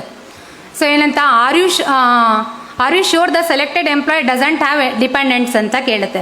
ಸೊ ಆಗ ನೀವು ಓಕೆ ಅಂತ ಕೊಟ್ಟಾಗ ಏನಾಗುತ್ತೆ, ಅದು ನೋ ಡಿಪೆಂಡೆಂಟ್ ಸ್ಕ್ರೀನೇ ಓಪನ್ ಆಗುತ್ತೆ. ಸೊ ನೀವು ಫೋಟೋ ಅಪ್ಲೋಡ್ ಮಾಡಿದಾಗ ಸೊ ನಿಮ್ಗೊಂದು ಮೆಸೇಜ್ ಪಾಪಪ್ ಆಗುತ್ತೆ. ನೀವು ಫೈಲ್ ಸೆಲೆಕ್ಟ್ ಮಾಡ್ತೀರಾ, ಫೈಲ್ ಸೆಲೆಕ್ಟ್ ಮಾಡಿದ್ಮೇಲೆ ಫೋಟೋ ಅಪ್ಲೋಡೆಡ್ ಸಕ್ಸಸ್ಫುಲಿ ಅಂತ ಬರುತ್ತೆ. ಸೊ ಫೋಟೋ ಅಪ್ಲೋಡೆಡ್ ಸಕ್ಸಸ್ಫುಲಿ ಅಂತ ಬಂದಾಗ ಸೊ ನಿಮಗೆ ಆ ಸ್ಕ್ರೀನಲ್ಲಿ ಫೋಟೋ ವ್ಯೂ ಆಗ್ತಾ ಇರುತ್ತೆ. ಕಾಣಿಸ್ತಿದೆಯಾ ಇದು? ಸೊ ಬಿಫೋರ್ ಎಂಟ್ರಿ ಇದನ್ನು ಮಾಡ್ಕೊಂಡಿರೋ ಅಂಥದ್ದು. ಸೊ ಇಲ್ಲಿ ನಾನು ಎಲ್ಲ ಡೀಟೇಲ್ಸು ಎಂಟ್ರಿ ಮಾಡಿದ್ದೀನಿ. ಸೊ ಎಂಟ್ರಿ ಮಾಡಿದ್ಮೇಲೆ ನಾನು ಚೂಸ್ ಫೈಲ್ನ ಕೊಟ್ಟು ಮತ್ತೆ ಅಪ್ಲೋಡ್ ಕೊಟ್ಟಿದ್ದೀನಿ, ಫೋಟೋ ಅಪ್ಲೋಡ್ ಕೊಟ್ಟಿದ್ದೀನಿ. ಸೊ ಫೋಟೋ ಸಕ್ಸಸ್ಫುಲಿ ಅಪ್ಲೋಡ್ ಮಾಡಿದಾಗ ಸೊ ನಿಮಗೆ ರೈಟ್ ಸೈಡಲ್ಲಿ ಫೋಟೋ ಡಿಸ್ಪ್ಲೇ ಆಗುತ್ತೆ. ಸೊ ಈ ಫೋಟೋ ಡಿಸ್ಪ್ಲೇ ಆದಮೇಲೆ ನೀವು ಸೇವ್ ಕೊಡಬೇಕಾಗತ್ತೆ. ಇಲ್ಲಿ ಕಾಣಿಸ್ತಾ ಇದೆಯಾ ಇಲ್ಲಿ? ಸೊ ಸೇವ್ ಕೊಟ್ಟಾಗಲೂ ಕೂಡ ನಿಮಗೆ ಒಂದು ಪಾಪ್ ಆಫ್ ಮೆಸೇಜ್ ಓಪನ್ ಆಗುತ್ತೆ. ನಿಮಗೆ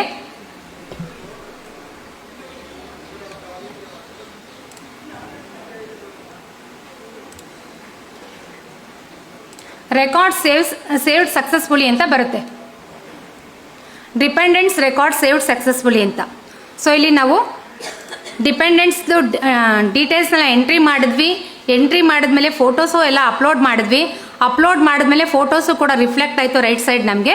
ಆ ನಂತರ ನಾವು ಸೇವ್ ಬಟನನ್ನು ಕ್ಲಿಕ್ ಮಾಡಿದಾಗ ಸೊ ನಮಗೆ ಒಂದು ಮೆಸೇಜ್ ಬರುತ್ತೆ, ಹೌದು ಡಿಪೆಂಡೆಂಟ್ ಡೀಟೇಲ್ಸು ಸೇವ್ ಆಗಿದೆ ಅಂತ.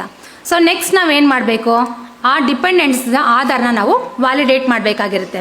ಸೊ ನೆಕ್ಸ್ಟ್ ನಾವೇನು ಮಾಡ್ತೀವಿ, ವ್ಯಾಲಿಡೇಟ್ ಆಧಾರ್ ವಿತ್ UID ಅಂತ ಬರುತ್ತೆ. ಸೊ ಇಲ್ಲೇನು ಮಾಡಬೇಕು ನಾವು, ಆ ಡಿಪೆಂಡೆಂಟ್ಸ್ದು as per the Aadhaar. So ಎಷ್ಟೊಂದು ಜನ ಏನು ಮಾಡ್ತಾರೆ, ಆಧಾರಲ್ಲಿ ನೋಡೋದೇ ಇಲ್ಲ ಅವರು. ಸೊ ಆಧಾರ್ ನಂಬರ್ನ ಕಾನ್ಸಂಟ್ರೇಟ್ ಮಾಡ್ತಾರೆ, ಆಧಾರ್ ಇಲ್ಲಿರೋ ನೇಮ್ನ ನೋಡಿರೋದೇ ಇಲ್ಲ. ಅವ್ರಿಗೆ ಯೂಶಲಿ ಏನು ನೇಮ್ ಇರುತ್ತೆ ಅದನ್ನೇ ಎಂಟ್ರಿ ಮಾಡ್ತಾರೆ, ಅವಾಗ ಅದು ವ್ಯಾಲಿಡೇಟ್ ಮಾಡಲ್ಲ. ಸೊ ಹಾಗಾಗಿ ಆಧಾರಲ್ಲಿರುವಂಥ ನೇಮನ್ನು ಎಂಟ್ರಿ ಮಾಡಬೇಕಾಗತ್ತೆ. ಮತ್ತು ಆಧಾರ್ ಸಂಖ್ಯೆನೂ ಎಂಟ್ರಿ ಮಾಡಿ ಈ ಟಿಕ್ ಬಾಕ್ಸನ್ನ ಕ್ಲಿಕ್ ಮಾಡಿ ನಾವು ಸಬ್ಮಿಟ್ನ ಕೊಡಬೇಕಾಗತ್ತೆ. ಇಲ್ಲಿ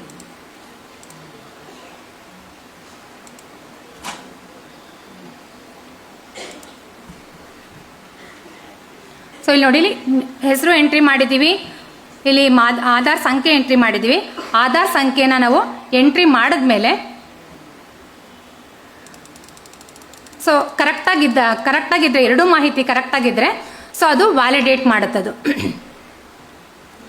Aadhaar validation completed and dependent records saved ಅಂತ ಬರುತ್ತೆ. ಸೊ ಇವಾಗ ನೀವು ಇಲ್ಲಿ ಅವ್ರ ಮಾಹಿತಿ, ನಾವೇನು ಡಿಪೆಂಡೆಂಟ್ ಮಾಹಿತಿನ ಎಂಟ್ರಿ ಮಾಡಿದ್ವಲ್ಲ ನಾವು, ಸೊ ಎಂಟ್ರಿ ಮಾಡಿದವ್ರ ಮಾಹಿತಿ ಇಲ್ಲಿ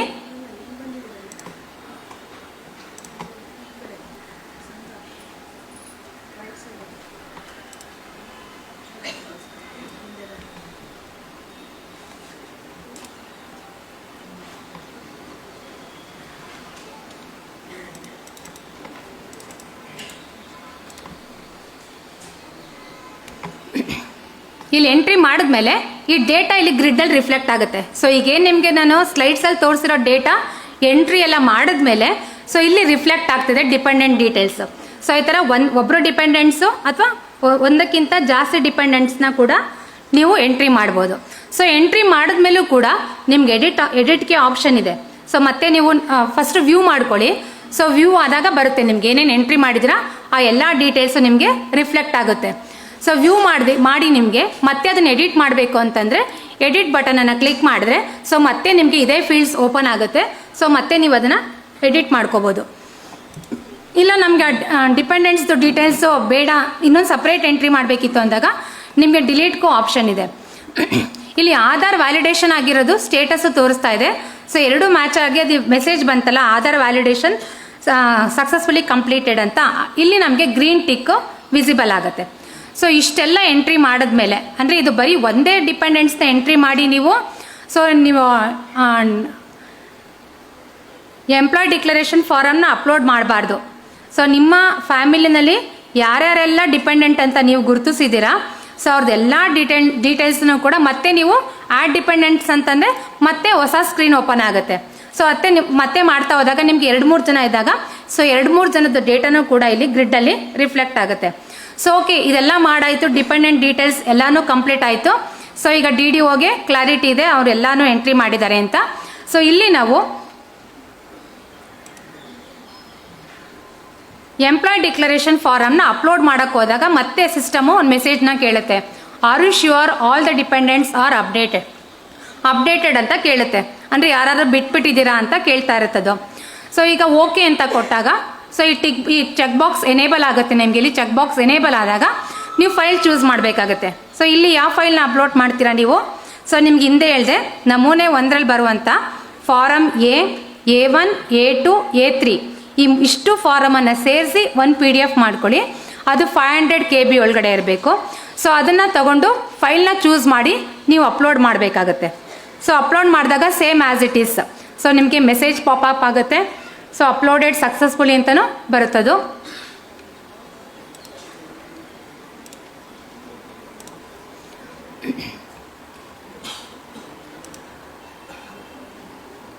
employee declaration document uploaded successfully ಅಂತ ಬರುತ್ತೆ. ಅಂದರೆ ಎಂಪ್ಲಾಯ್ದು ಡಾಕ್ಯುಮೆಂಟ್ ನಾವೀಗ ಅಪ್ಲೋಡ್ ಮಾಡಿದ್ದೀವಿ ಅಂತ. ಸೊ ನೆಕ್ಸ್ಟು ನಾವೇನು ಮಾಡಬೇಕಾಗುತ್ತೆ? DDO declaration form. ನಾನು ಹೇಳಿದೆ ನಮೂನೆ ಫಾರಮ್ B ಅಥವಾ ಫಾರಮ್ C ಎಲ್ಲೆಲ್ಲ ಅವಶ್ಯಕತೆ ಇದೆ ಅಲ್ಲಿ ಫಾರಮ್ B ನ ಬಳಸ್ತಾರೆ. ಫಾರಮ್ B ಮತ್ತು C ಎರಡೂ ಒಟ್ಟಿಗೆ ಇದ್ದರೆ ಒಟ್ಟಿಗೆ ಸೇರಿಸಿ ಅದನ್ನು ನೀವು ಅಪ್ಲೋಡ್ ಮಾಡ್ಕೊಳ್ಳಿ. ಸೊ ಸೇಮ್ ಅದೇ ಮೆಸೇಜನ್ನು ಕೇಳುತ್ತೆ. Are you sure all dependents are updated ಅಂತ ಕೇಳುತ್ತೆ. ಮತ್ತೆ ಇಲ್ಲಿ ಎಲ್ಲ ಆದಮೇಲೆ ಇಲ್ಲೂ ಕೂಡ ನಾವು ಅಪ್ಲೋಡ್ ಮಾಡಿ ಸಬ್ಮಿಟನ್ನು ಕೊಡ್ತೀವಿ. ಸೊ ಇಲ್ಲಿ ಸಬ್ಮಿಟನ್ನು ಕೊಟ್ಟಾಗ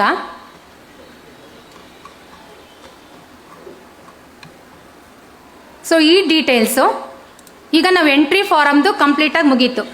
ಸೊ ಏನಾದರೂ ಎಂಟ್ರಿ ಫಾರಮ್ಸಲ್ಲಿ ಡೌಟ್ಸ್ ಇದೆಯಾ ನಿಮಗೆ? ಇದು ಜಸ್ಟು DDO ಆ್ಯಕ್ಟಿವಿಟಿ. ಅಂದರೆ DDO ಇನಿಷಿಯಲ್ ಆಗಿ ಮಾಡಬೇಕಾಗಿರುವಂಥ ಆ್ಯಕ್ಟಿವಿಟೀಸು. ಸೊ ಅವನು ಎಂಪ್ಲಾಯಿಯಿಂದ ಬೇಕಾಗಿರುವಂಥ ಸಪೋರ್ಟಿಂಗ್ ಡಾಕ್ಯುಮೆಂಟ್ಸ್ಗಳನ್ನ ತಗೋಬೇಕು. ಡಿಕ್ಲರೇಷನ್ ಫಾರಮ್ DDOನೂ ಸೈನ್ ಮಾಡಿರಬೇಕು ಮತ್ತು ಎಂಪ್ಲಾಯಿನೂ ಕೂಡ ಸೈನ್ ಮಾಡಿರಬೇಕು. ಮತ್ತು ಡಿಪೆಂಡೆಂಟ್ ಫೋಟೋ, ಆಧಾರ್ ಕಾರ್ಡ್ ಮತ್ತು ಏಜ್ ರಿಲೇಟೆಡ್ ಪ್ರೂಫ್ಸ್ಗಳು, ಮತ್ತು ಹೇಳಿದ್ನಲ್ಲ ದತ್ತು ಮಗ ಅಥವಾ ಮಲತಾಯಿ ಅಂತ ಸಂದರ್ಭದಲ್ಲಿ ಮ್ಯಾರೇಜ್ ಸರ್ಟಿಫಿಕೇಟ್ಸ್, ಎಲ್ಲೆಲ್ಲಿ ನಿಮಗೆ ಡಾಕ್ಯುಮೆಂಟ್ಸ್ಗಳು ದಾಖಲಾತಿಗಳು ಅವಶ್ಯಕತೆ ಇದೆ ಅಂತ ಕಂಡುಬಂದ ಸಂದರ್ಭದಲ್ಲಿ ಅದನ್ನು ತೆಗೆದಿಟ್ಕೊಳ್ಳೋದು DDO ರೆಸ್ಪಾನ್ಸಿಬಿಲಿಟಿ ಆಗಿರುತ್ತೆ. ಸೊ ಈ ಸ್ಕ್ರೀನಲ್ಲಿ ಏನಾದರೂ ಡೌಟ್ ಇದೆಯಾ? ಕ್ಲಿಯರ್? 27,000.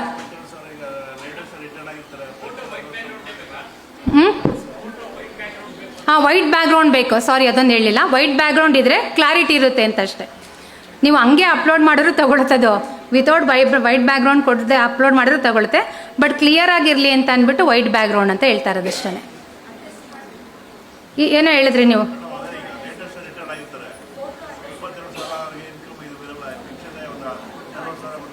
ಸರ್ ಅದು ಎಂಪ್ಲಾಯಿ ಅವನ DDOಗೆ ಕೊಡಬೇಕಾಗಿರುವಂಥ ಡಿಕ್ಲರೇಷನು ಹೇಳಿದ್ನಲ್ಲ. I am not related to the orders, I am related to only entry. Photo ಮೇಲೆ ಒಂದು ಸಿಗ್ನೇಚರ್ ಇರಬೇಕು.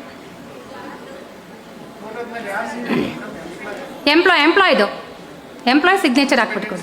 ಡಿಪೆಂಡೆಂಟ್ಸ್ ಹೌದು ಅವ್ರದ್ದೇ ಅನ್ನೋದಕ್ಕೆ ಕನ್ಫರ್ಮ್ ಮಾಡೋಕ್ಕಷ್ಟೆ. ಬಟ್ ಆಗೂ ತಗೋತಿದೆ, ಬಟ್ ಅದನ್ನು ಮಾಡಿ ಅಂತ ಡೈರೆಕ್ಷನ್ಸ್ ಇದೆ ಅದು. ಸೊ ಇಷ್ಟು ಕ್ಲಿಯರ್ ಇದೆ ಅಂತಂದರೆ ನೆಕ್ಸ್ಟ್ ಸ್ಕ್ರೀನ್ಗೆ ಮೂವ್ ಆನ್ ಆಗ್ಬೋದು. ಕ್ಲಿಯರ್ ಇದೆಯಾ ಇದು? ಸೊ ನೆಕ್ಸ್ಟು ಈಗೆಲ್ಲ ಡಿಪೆಂಡೆಂಟ್ಸ್ ನಿಮ್ಮ ಆಫೀಸಲ್ಲಿರೋ ಎಂಪ್ಲಾಯೀಸ್ದು ಎಲ್ಲ ಡಿಪೆಂಡೆಂಟ್ಸು ಎಂಟ್ರಿ ಮಾಡಿದ್ದೀರಾ. ಸೊ ಈಗ next approval screen, family dependent approval screen. So ಇಲ್ಲಿ 2 ಸ್ಕ್ರೀನು ನಿಮಗೆ ಬರುತ್ತೆ. ಇಲ್ಲಿ ಇದು ಆ್ಯಕ್ಚುಲಿ ಡಿಪೆಂಡೆಂಟ್ ಇರೋವಂಥ ಲಿಸ್ಟು. ಈಗ ನಾವು ಅಲ್ಲಿ ಹೇಳಿದೆ ನಿಮಗೆ ಸ್ಟಾರ್ಟಿಂಗು ನೋ ಡಿಪೆಂಡೆಂಟ್ಸೂ ಕೂಡ ಬರುತ್ತೆ ಅಂತ. ಸೊ ನೋ ಡಿಪೆಂಡೆಂಟ್ಸ್ ಅಂತ ಇದ್ರೂ ಕೂಡ ಅಲ್ಲೂ ಕೂಡ ಒಂದು ರೆಕಾರ್ಡ್ ಕ್ರಿಯೇಟ್ ಆಗಿರುತ್ತೆ. ಅದನ್ನು ಕೂಡ DDO ಅಪ್ರೂವ್ ಮಾಡಬೇಕಾಗಿರುತ್ತೆ. ಸೊ ಇದು ಡಿಪೆಂಡೆಂಟ್ಸ್ ಇರೋ ಲಿಸ್ಟು. ಸೊ ನೋ ಡಿಪೆಂಡೆಂಟ್ಸ್ ಅಂತ ಕೊಟ್ಟಾಗ ಇಲ್ಲಿ ಯಾರೂ ಕೂಡ ಡಿಪೆಂಡೆಂಟ್ಸ್ ಇಲ್ಲ ಇಲ್ಲಿ, ಅಂದರೆ ಆ ರೆಕಾರ್ಡ್ ಯಾವುದೂ ಇಲ್ಲ ಇಲ್ಲಿ. ಸೊ ಅವಾಗಲೂ ಕೂಡ ಅವರು ಅಪ್ರೂವ್ ಮಾಡಬೇಕಾಗಿರುತ್ತೆ. ಸೊ ಇಲ್ಲಿ ನಮ್ಮ ಆಫೀಸಲ್ಲಿ ಬಂದಿರುವಂಥ ಎಲ್ಲ ಎಂಪ್ಲಾಯೀಸ್ಗಳದ್ದು ಅವ್ರ ಡಿಪೆಂಡೆಂಟ್ಸ್ದು ಇಲ್ಲಿ ಡಿಸ್ಪ್ಲೇ ಆಗಿದೆ. ಸೊ ಇಲ್ಲಿ ಮತ್ತೆ ನೀವು ಚೆಕ್ ಮಾಡ್ಕೋಬೋದು. ಸೊ ಮತ್ತೆ ನೀವು KGID ಮೇಲೆ ಕ್ಲಿಕ್ ಮಾಡಿದ್ರೆ ಸೊ ಇಲ್ಲಿ ಈಗ ನಾನು ಒಬ್ಬರು ಡಿಪೆಂಡೆಂಟ್ನ ಮಾತ್ರ ಆ್ಯಡ್ ಮಾಡಿದ್ದೀನಿ. ಸೊ ಆ ಒಬ್ಬರು ಡಿಪೆಂಡೆಂಟ್ ಡೀಟೇಲ್ಸು ಇಲ್ಲಿ ರಿಫ್ಲೆಕ್ಟ್ ಆಗುತ್ತೆ. ಇಲ್ಲಿ ಕಾಣಿಸ್ತಾ ಇದೆಯಾ? ನೇಮು, ರಿಲೇಷನ್, ನೀವೇನು ಆ ಟ್ಯಾಬಲ್ಲಿ ಎಂಟ್ರಿ ಮಾಡಿದ್ದೀರಾ ಆ ಟ್ಯಾಬ್ ಕಂಪ್ಲೀಟ್ ಟ್ಯಾಬು ಒಂದು ಇದ್ರ ಗ್ರಿಡ್ ರೀತಿಯಲ್ಲಿ ನಿಮಗೆ ರಿಫ್ಲೆಕ್ಟ್ ಆಗುತ್ತಿದ್ದು. ಸೊ ಮತ್ತೆ ನೀವು ನಿಮಗೆ ಡೌಟ್ ಬರುತ್ತೆ, ನಾನು ಅಲ್ಲಿ ಎಂಪ್ಲಾಯ್ ಮಾಡಬೇಕಿದ್ರೆ ಎಂಪ್ಲಾಯ್ ಡಿಕ್ಲರೇಷನ್ ಫಾರಮ್ ಮಾಡೋದನ್ನ ಅಥವಾ DDO ಡಿಕ್ಲರೇಷನ್, ಯಾಕಂದರೆ ಅಲ್ಲಿ ನಿಮಗೆ ವ್ಯೂಗೆ ಆಪ್ಷನ್ ಇಲ್ಲ ಅಲ್ಲಿ. ಸೊ ಇಲ್ಲಿ ಮತ್ತೆ ನೀವು ವ್ಯೂ ಮಾಡೋದಕ್ಕೆ ಅವಕಾಶ ಇದೆ. ಸೊ ಮತ್ತೆ ನೀವು ಎಂಪ್ಲಾಯ್ ಡಿಕ್ಲರೇಷನ್ ಫಾರಮನ್ನು ಕೂಡ ನೀವು ವ್ಯೂ ಮಾಡ್ಕೋಬೋದು. ಸೊ ಅದೇ ರೀತಿ ನೀವು DDO ಡಿಕ್ಲರೇಷನ್ ಫಾರಮ್ ಅಪ್ಲೋಡ್ ಮಾಡಿರ್ತೀರಲ್ಲ ಅದನ್ನು ಕೂಡ ನೀವು ಇಲ್ಲಿ ವ್ಯೂ ಮಾಡ್ಕೋಬೋದು. ಸೊ ಎಲ್ಲ ವ್ಯೂ ಮಾಡಿ ಇದು ಕರೆಕ್ಟ್ ಇದೆ ಅಂತ ಅಂದಾಗ ಸೊ ಆ್ಯಸ್ ಯೂಶಲ್ K2 ಬಳಸ್ತಾ ಇರೋಂಥ DSCನಲ್ಲಾದರೂ ಅಪ್ರೂವ್ ಮಾಡ್ಕೋಬೋದು ಅಥವಾ ಥ್ರೂ OTPನಲ್ಲಾದರೂ ಕೂಡ ನೀವು ಈ ರೆಕಾರ್ಡನ್ನು ಅಪ್ರೂವ್ ಮಾಡ್ಕೋಬೋದು. ಸೊ ಇಲ್ಲಿ OTP ಕೇಳಿದಾಗ ಕನ್ಫರ್ಮ್ ಕೇಳುತ್ತೆ, ಕನ್ಫರ್ಮ್ ಕೇಳಿದಾಗ ಅದು ನೀವು ಕೊಟ್ಟಾಗ ಅದೇನಾಗುತ್ತೆ ರೆಕಾರ್ಡು ಅಪ್ರೂವ್ ಆಗುತ್ತೆ. ಸೊ ಇದು DDO ಆ್ಯಕ್ಟಿವಿಟೀಸ್. ಸೊ ಇದರಲ್ಲಿ ಏನಾದ್ರು ಡೌಟ್ಸ್ ಇದೆಯಾ? ಸೊ ಓಕೆ, ಕ್ಲಿಯರ್ ಅಂತ ಅನ್ಕೋತೀನಿ ಇದು. ಸೊ ಈಗ ಅಪ್ರೂವ್ ಆಗಿರೋ ರೆಕಾರ್ಡ್ಸ್ನ ನಾವು ಎಲ್ಲಿ ವ್ಯೂ ಮಾಡಬೇಕು ಅಂತ ಹೇಳ್ತೀನಿ, ಅದು ನೆಕ್ಸ್ಟ್ ಹೇಳ್ತೀನಿ. ಸೊ ಇಲ್ಲಿ ನೀವು ರಿಪೋರ್ಟ್ಸಲ್ಲಿ MIS ರಿಪೋರ್ಟ್ಸಲ್ಲಿ ಕ್ಯಾಶ್ ರಿಪೋರ್ಟ್ ಅಂತ ಇದೆ ಇಲ್ಲಿ, ಅಂದರೆ ಇದು DDOಗೆ ಇರುವಂಥ ರಿಪೋರ್ಟ್ಸ್ಗಳಿದು. ಇಲ್ಲಿ ಕ್ಯಾಶ್ ರಿಪೋರ್ಟ್ ಅಂತ ಅಂದಾಗ ಅವರ ಆಫೀಸಲ್ಲಿ ಸೊ ಅವ್ರು ಮಾಡಿರುವಂಥ ಕ್ಯಾಶ್ ರಿಲೇಟೆಡ್ ಆ್ಯಕ್ಟಿವಿಟೀಸ್ದು ರಿಪೋರ್ಟ್ ಇಲ್ಲಿ ಜನ್ರೇಟ್ ಆಗುತ್ತೆ. ಈಗ ಜಸ್ಟ್ ನಾನು ಏನು ಮಾಡಿದ್ದೀನಿ, ಅಪ್ರೂವ್ನು ಮಾಡಿದ್ದೀನಿ, ಕೆಲವೊಬ್ರು ಎನ್ರೋಲ್ ಮಾಡಿ ಅಪ್ರೂವ್ನು ಮಾಡಿಲ್ಲ. ಇಲ್ಲಿ ಸ್ಕ್ರೀನ್ ನೋಡಿದ್ರೆ ನಾವು ಒಂದು ಸ್ಕ್ರೀನು, ಕೆಲವು ಇನ್ನೂ ಅಪ್ರೂವ್ ಆಗಿಲ್ಲ. ಇಲ್ಲಿ ಅಪ್ರೂವ್ ಆದರೆ ಆ ಗ್ರಿಡ್ಡಿಂದ ಹೊರಟೋಗುತ್ತದು. ಸೊ ಇಲ್ಲಿ ಕಾಣ್ತಿದೆಯಲ್ಲ, ಇದೆಲ್ಲ ಜಸ್ಟ್ ಎನ್ರೋಲ್ ಆಗಿದೆ, so not at approved. So ಇದ್ರ ರಿಪೋರ್ಟ್ನು ಕೂಡ ನೀವು ತೊಗೋಬೋದು. ಎಷ್ಟು ಜನ ನಿಮ್ಮಲ್ಲಿ ಎನ್ರೋಲ್ ಆಗಿದ್ದಾರೆ ಅನ್ನೋದು ರಿಪೋರ್ಟ್ ತೊಗೋಬೋದು, ಮತ್ತು ಎಷ್ಟು ಜನ ನಿಮ್ಮಲ್ಲಿ ಅಪ್ರೂವಲ್ ಆಗಿದ್ದಾರೆ ಅಂತಲೂ ತೊಗೋಬೋದು, ಮತ್ತು ಯಾರು ಆಪ್ಟಿನ್ ಆಪ್ಟೌಟ್, ಲಾಸ್ಟಿಗೆ ಬರ್ತೀನಿ ಆಪ್ಟಿನ್ ಆಪ್ಟೌಟ್ಗೆ.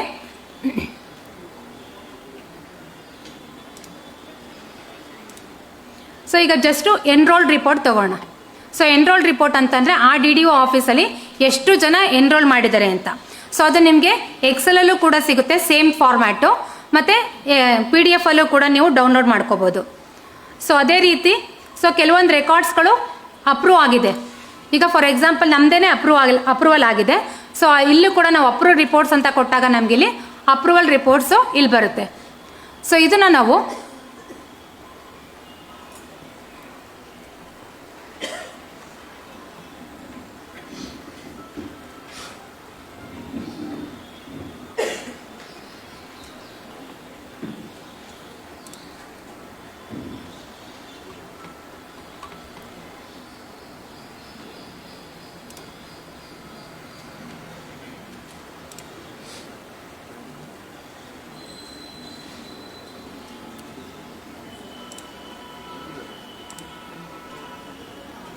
ಸೊ ಇದು ಆಯಾ ಆಫೀಸಲ್ಲಿ ಎಷ್ಟು ಜನದ್ದು ಎಂಪ್ಲಾಯೀಸ್ದು ಅಪ್ರೂವ್ ಆಗಿದೆ ಅನ್ನೋ ರಿಪೋರ್ಟ್ಸು ಇಲ್ಲಿ ರಿಫ್ಲೆಕ್ಟ್ ಆಗುತ್ತೆ. ಮತ್ತು ಈಗ ನಿಮಗೆ ಆಪ್ಷನ್ಸ್ ಕೊಟ್ಟಿದ್ದಾರೆ, ನೀವು ಆಪ್ಟಿನ್ ಆದರೂ ಮಾಡ್ಕೋಬೋದು ಅಥವಾ ಆಪ್ಟೌಟ್ ಆದರೂ ಮಾಡ್ಕೋಬೋದು. ಸೊ ಅದಕ್ಕೂ ಕೂಡ ನೀವು ಆಪ್ಟಿನ್ ಮತ್ತು ಆಪ್ಟೌಟ್ ಮಾಡ್ಕೋಬೇಕಾದಂಥ ಸಂದರ್ಭದಲ್ಲೂ ಕೂಡ ನೀವು ಅನುಬಂಧ 2 ಕೊಡಬೇಕಾಗತ್ತೆ. ಅನುಬಂಧ 2ರಲ್ಲಿ ಮತ್ತೆ 2 ಫಾರ್ಮ್ಯಾಟ್ಸ್ ಇದೆ. ಸೊ ಒಂದು ನಾನು ಆಪ್ಟಿನ್ ಆಗ್ತಿದ್ದೀನಿ ಅಂತ, ಸೊ ಇನ್ನೊಂದು ಆಪ್ಟೌಟ್ ಆಗ್ತಿದ್ದೀನಿ ಅಂತ.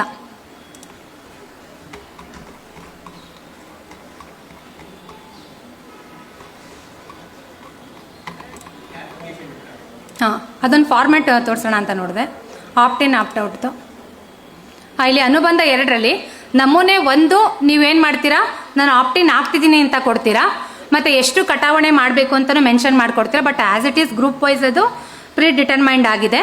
ಸೊ ಇನ್ ಕೇಸ್ ನನಗೆ ಬೇಡ ಅಂತಂದರೆ ನಮೂನೆ 2ರಲ್ಲಿ ನೀವು ಕೊಡಬೇಕಾಗತ್ತೆ.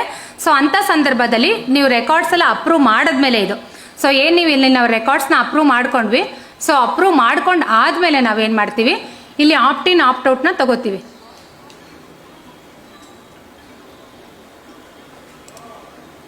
ಸೊ ಇಲ್ಲಿ ಕಾಣ್ತಿದೆಯಲ್ವಾ. ಸೊ ಈಗ ರೆಕಾರ್ಡ್ಸ್ ಅಪ್ರೂವ್ಡ್ ಆಗಿದೆ. ಸೊ ಈಗ ಉದಾಹರಣೆಗೆ ಇದೊಂದು KGID ಕೊಟ್ಟರೆ,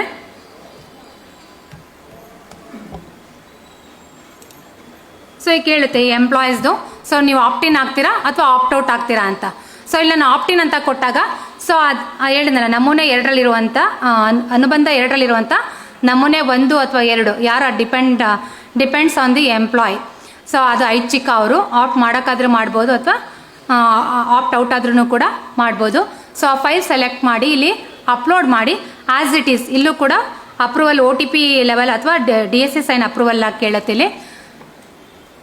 ಸೊ ಅದ್ರ ರಿಪೋರ್ಟ್ಸನ್ನು ಕೂಡ ನಾವೇನು ಮಾಡ್ಬೋದು, ಇಲ್ಲಿ MIS ರಿಪೋರ್ಟ್ಸಲ್ಲಿ ಕೂಡ ನಾವು ಚೆಕ್ ಮಾಡ್ಕೋಬೋದು. ಹೇಳ್ತೀನಿ, ಅದನ್ನು ಹೇಳ್ತೀನಿ, ಲಾಸ್ಟ್ ಹೇಳ್ತೀನಿ. ಸೊ ಇಲ್ಲಿ ಕ್ಯಾಶ್ ರಿಪೋರ್ಟಲ್ಲೂ ಕೂಡ ಅವ್ರ ಆಫೀಸಲ್ಲಿ ಯಾರ್ಯಾರು ಆಪ್ಟಿನ್ ಆಗಿದ್ದಾರೆ, ಯಾರು ಆಪ್ಟ್ ಔಟ್ ಆಗಿದ್ದಾರೆ ಅಂತ ವಿತ್ ಸ್ಟೇಟಸ್ಸು ಕೂಡ ಬರುತ್ತೆ. ಸೊ ಈಗ ಎಷ್ಟು ಎಲ್ಲ ಆಯಿತು, ಆಪ್ಟ್ ಇನ್ ಆಯಿತು, ಆಪ್ಟ್ ಔಟ್ ಆಯಿತು. ಈಗ ಮತ್ತೆ ನಿಮಗೆ ಹೇಳಿದ್ನಲ್ಲ, ಇನ್ ಕೇಸ್ ನಿಮ್ಮ ಫ್ಯಾಮಿಲೀಸ್ ಆಗಲು ಅಂತ ಚೇಂಜಸ್ ಆಗುತ್ತೆ. ಸೊ ನ್ಯೂ ಮೆಂಬರ್ ಆಗಿರ್ಬೋದು ಅಥವಾ ಒಬ್ಬರು ಡಿಲೀಟ್ ಆಗಿರ್ಬೋದು. ಸೊ ಇಲ್ಲಿ ಫಸ್ಟ್ ನ್ಯೂ ಮೆಂಬರ್ ಎಂಟ್ರಿ ಮಾಡಬೇಕು ಅಂತಂದರೆ ಸೇಮ್ ಆಪ್ಷನ್. ಅವಾಗಲೂ ಕೂಡ ನೀವು ಅನುಬಂಧ 1 ಮತ್ತು ಅನುಬಂಧ 2 ಕೊಡೋದು ಅವಶ್ಯಕತೆ ಇದ್ದೇ ಇರುತ್ತೆ ಅಲ್ಲಿ. ಸೊ ಅಲ್ಲೂ ಕೂಡ ಯಾಕಂದರೆ ಒಂದು ಹೊಸ ಡಿಪೆಂಡೆಂಟ್ ಅಂತಲೇ ಕನ್ಸಿಡರ್ ಮಾಡ್ತಾರೆ. ಸೊ ಇಲ್ಲಿ ನಾನು ಆಲ್ರೆಡಿ ಅಪ್ರೂವ್ ಆಗಿದೆ. ಸೊ ಒಂದು ನಿಮಗೆ ಎಂಟ್ರಿ ಪರ್ಪಸ್ಗೆ ಮಾತ್ರ ತೊಗೊಂಡಿದ್ದಿಲ್ಲಿ. ಸೊ ಇಲ್ಲಿ ಕೂಡ ನಾನು ಎಂಟ್ರಿ ಮಾಡಿ KJD ನಂಬರ್ ಕೊಟ್ಟು ಮತ್ತೆ ಆ್ಯಡ್ ಡಿಪೆಂಡೆಂಟ್ಸ್ ಅಂತ ಕೊಡ್ತೀನಿ.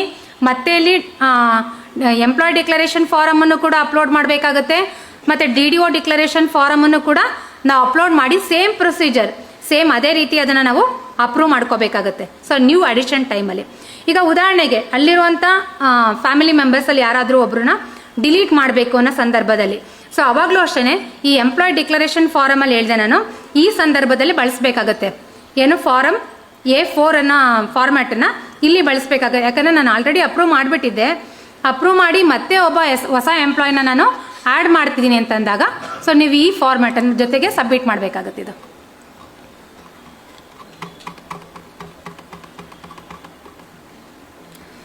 ಕುಟುಂಬದ ಸದಸ್ಯರಲ್ಲಿ ಯಾವುದೇ ಬದಲಾವಣೆ ಆದಾಗ ಅವರ ಹೆಸರು ಸೇರಿಸಲು ಮತ್ತು ತೆಗೆದುಹಾಕಲು, ಸೊ ರಿಮೂವ್ ಮಾಡೋದಕ್ಕೂ ಅಷ್ಟೇ ಮತ್ತು ಅಡಿಷನ್ ಮಾಡೋದಕ್ಕೂ ಅಷ್ಟೇ ನೀವು ಈ ಫಾರ್ಮ್ಯಾಟನ್ನು ಎಂಪ್ಲಾಯ್ ಡಿಕ್ಲರೇಷನ್ ಫಾರಮಲ್ಲಿ ಆ್ಯಡ್ ಮಾಡಿ ಕೊಡಬೇಕಾಗುತ್ತೆ.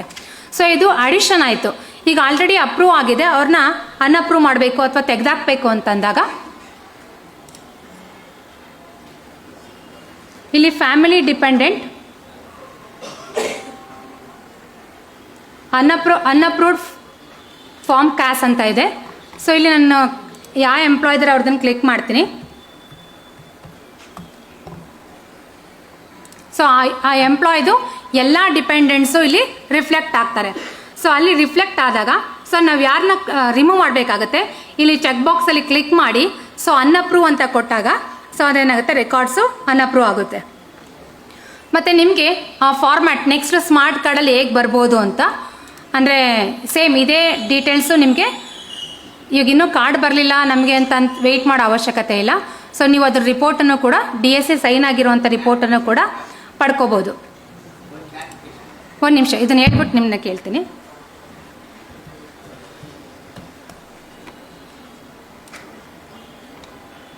ಸೊ ಇಲ್ಲಿ ಎಂಪ್ಲಾಯಿದು ಅಪ್ರೂವ್ ಆಗಿದೆ ರೆಕಾರ್ಡ್ಸ್, ಅವ್ರ ಡಿಪೆಂಡೆಂಟ್ ಡೀಟೇಲ್ಸು ಕೂಡ ಅಪ್ರೂವ್ ಆಗಿದೆ. ಸೊ ಇಲ್ಲಿ ಆ ಎಂಪ್ಲಾಯಲ್ಲಿ ಇರುವಂಥ ಯಾರ್ಯಾರು ಡಿಪೆಂಡೆಂಟ್ಸು ಅವ್ರಿಗೊಂದು ಯೂನಿಕ್ ಡಿಪೆಂಡೆಂಟ್ ID ಕ್ರಿಯೇಟ್ ಆಗಿರುತ್ತೆ. ಸೊ ಇಲ್ಲಿ ಎಗೇನೆಸ್ಟ್ ದೇರ್ KJDನೇ ಕ್ರಿಯೇಟ್ ಆಗಿರುತ್ತೆ. ಸೊ ಅಲ್ಲಿ ಅಬ್ರಿವೇಷನ್ಸ್ ಇದೆ, 1 or 2 ಮಲ್ಟಿಪಲ್ ರೆಕಾರ್ಡ್ಸ್ ಬಂದಾಗ ನಂಬರ್ಸ್ ಚೇಂಜ್ ಆಗುತ್ತೆ. ಸೊ ಇಲ್ಲಿ ಮೇಲ್ ಫಾದರು, ಸೊ ಐಡೆಂಟಿಫೈ ಮಾಡೋಕ್ಕೆ ಫೀಮೇಲ್ ಮದರ್, ಸೊ ಈ ಥರ ಒಂದು ಅಬ್ರಿವೇಷನ್ಸಲ್ಲಿ ರಿಫ್ಲೆಕ್ಟ್ ಆಗುತ್ತೆ. ಸೊ ಇದು ಮುಂದಿನ ದಿನಗಳು ನೆಕ್ಸ್ಟ್ ಹೋಗ್ತಾ ಅದನ್ನು ಕೂಡ ಆ್ಯಡ್ ಆಗುತ್ತೆ. ಇದು ಅಂದರೆ ಆ್ಯಡ್ ಮಾಡಬೇಕಾದ್ರೆ ಆ್ಯಡು ಅಥವಾ ಡಿಲೀಟ್ ಮಾಡಬೇಕಿದ್ರೆ ಡಿಲೀಟ್. ಸೊ ಇಷ್ಟು ಕ್ಯಾಸ್ಗೆ ಸಂಬಂಧಪಟ್ಟಂಥ ಎಂಟ್ರಿ ರಿಲೇಟೆಡು ಮತ್ತು DDO ಆ್ಯಕ್ಟಿವಿಟೀಸ್ ರಿಲೇಟೆಡ್ ಆ್ಯಕ್ಟಿವಿಟೀಸ್.